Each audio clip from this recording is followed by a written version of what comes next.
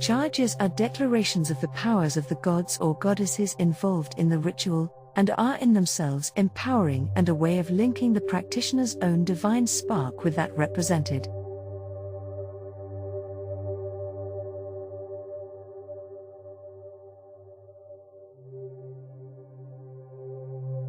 by the divinity.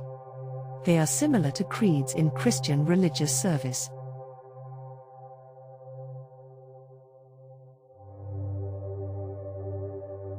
The charge of the goddess is a powerful way of focusing on cosmic energies.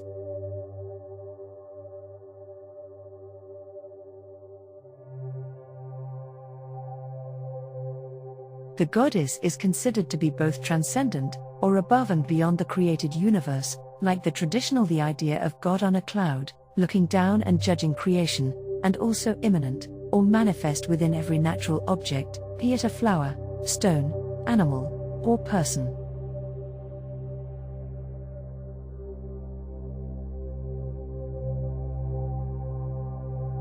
The two concepts are complementary rather than contradictory.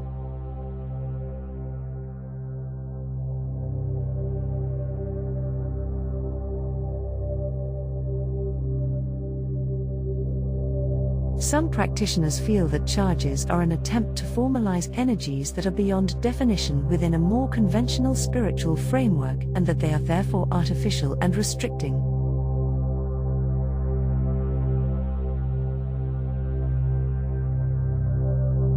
If you have not used them before, I suggest you try working through the meditation given later in this chapter, to see if it is right for you.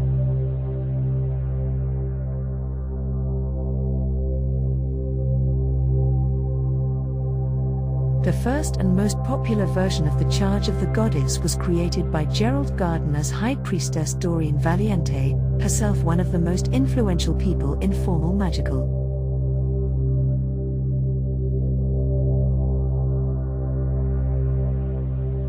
traditions.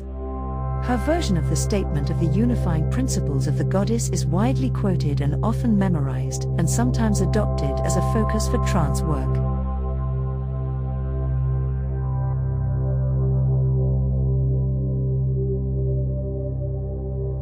However, some practitioners, both solitary and those in less formal groups, create their own charges and may alter them as their confidence and experience of magic increase.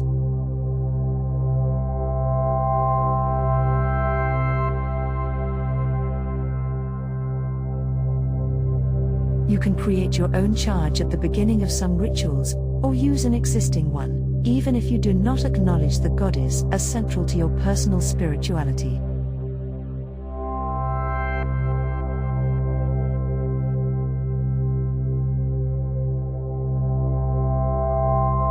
You may view the divine force as a more abstract source of light and wisdom, but even so it can be helpful to personify it as a female, anima, and at the same time male, animus, form.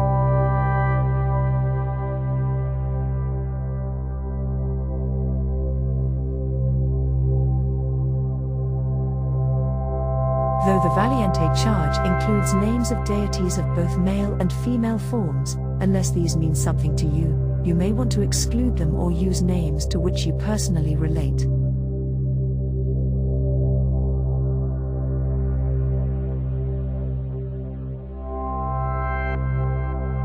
You can refer back to the beginning of this chapter, where I listed a number of gods and goddess forms, common to magic and drawn from different cultures, that emphasize specific strengths or qualities of the divinity.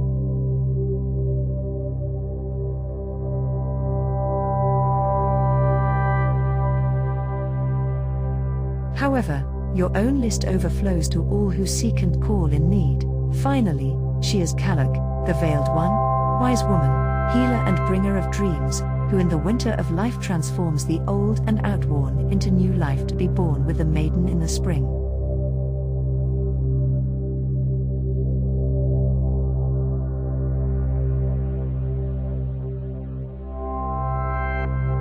When the moon is full, you can call on me, goddess, mother, sister, friend, daughter, and grandmother of all ages and all places. Enjoy, for I bring love and plenty. You may also bring me your hopes with the waxing moon and your sorrows on the wane, for I am with you in all states and stages, when you call and when you are silent, when you turn to me as an eager child, and when you weep solitary tears in your pillow when your dreams have dissolved into ashes.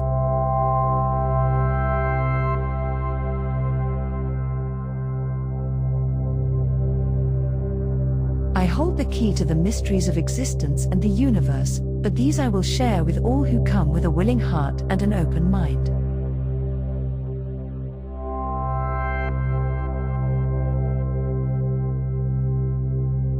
For they are not hidden from you but are all around you in every season.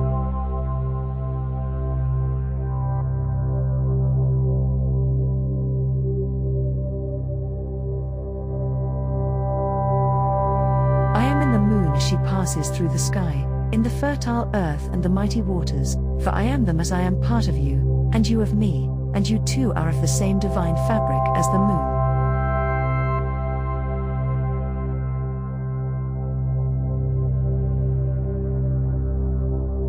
And the fertile earth and the waters, the stars, the sunshine, and the life-giving rain.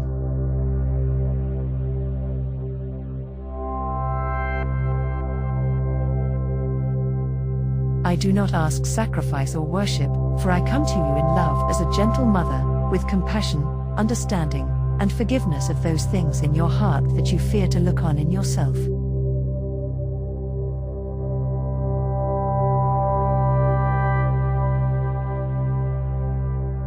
I am fierce, defending my young and my green places and creatures from all who would do them harm, but I would rather teach than avenge, restore and regenerate.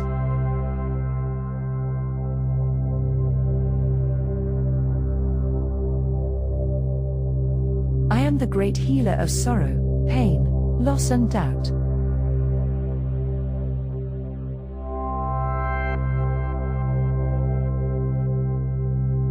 Through me and through my herbs, oils, crystals and sacred waters, you can spread my healing wisdom.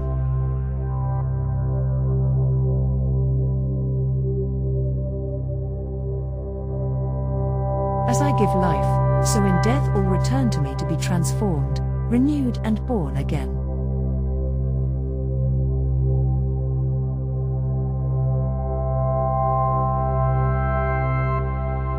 I was with you in the beginning and will be with you in the end.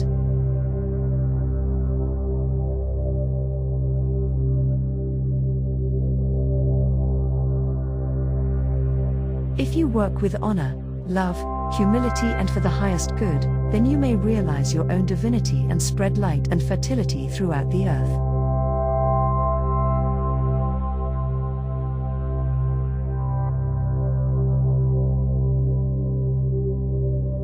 For what you give, will I restore to you threefold and more, time without time and forevermore.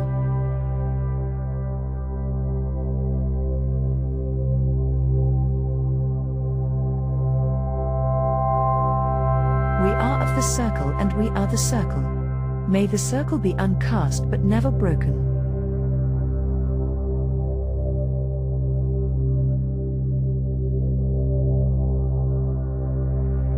If you are working in a group, you can each recite different parts of the charge, but best of all, through meditation, alone or as a group, you can work to create your own.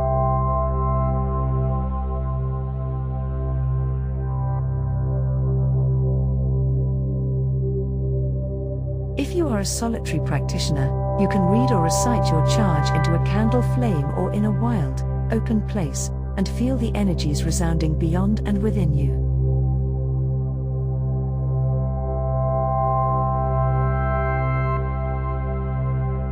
You can also use it before divination or as an introduction to a ceremony for healing or greater understanding.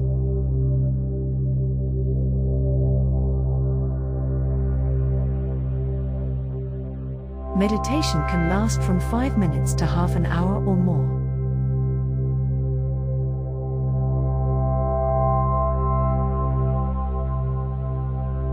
In these initial stages, allow your own psyche to guide you as to when the experience is done.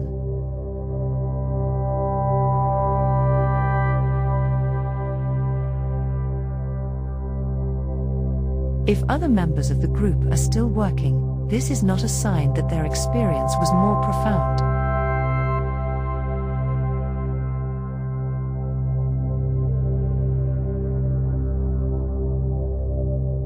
Sit quietly or lie down, enjoying the silence and allowing the images of your meditation to develop quite spontaneously.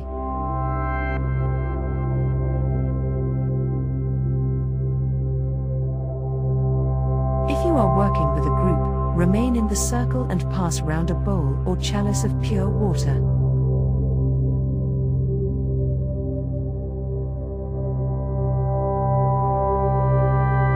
If you are working indoors with candlelight, arrange the candles so they reflect on the water.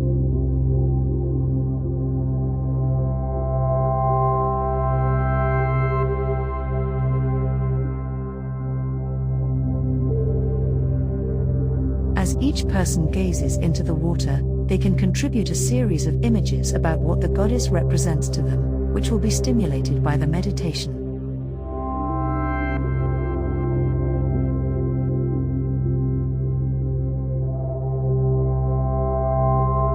You do not need to use a bowl of water, but it is a way of directing inner images externally to find expression.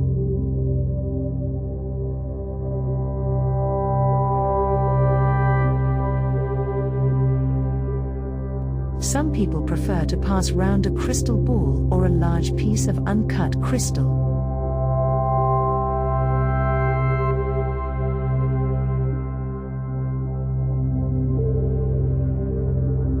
A crystal is helpful if you find it difficult to retrieve images from meditation or if you find meditation unproductive, as the living energies provide a direct route to your unconscious wisdom.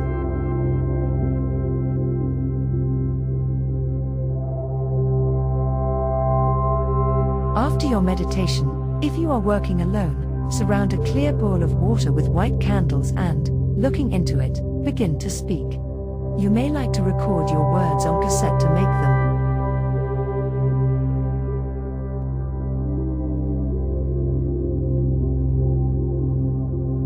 easier to recall. If you do not consciously try to formulate poetic expressions, profound poetry and rich images will emerge almost from another place.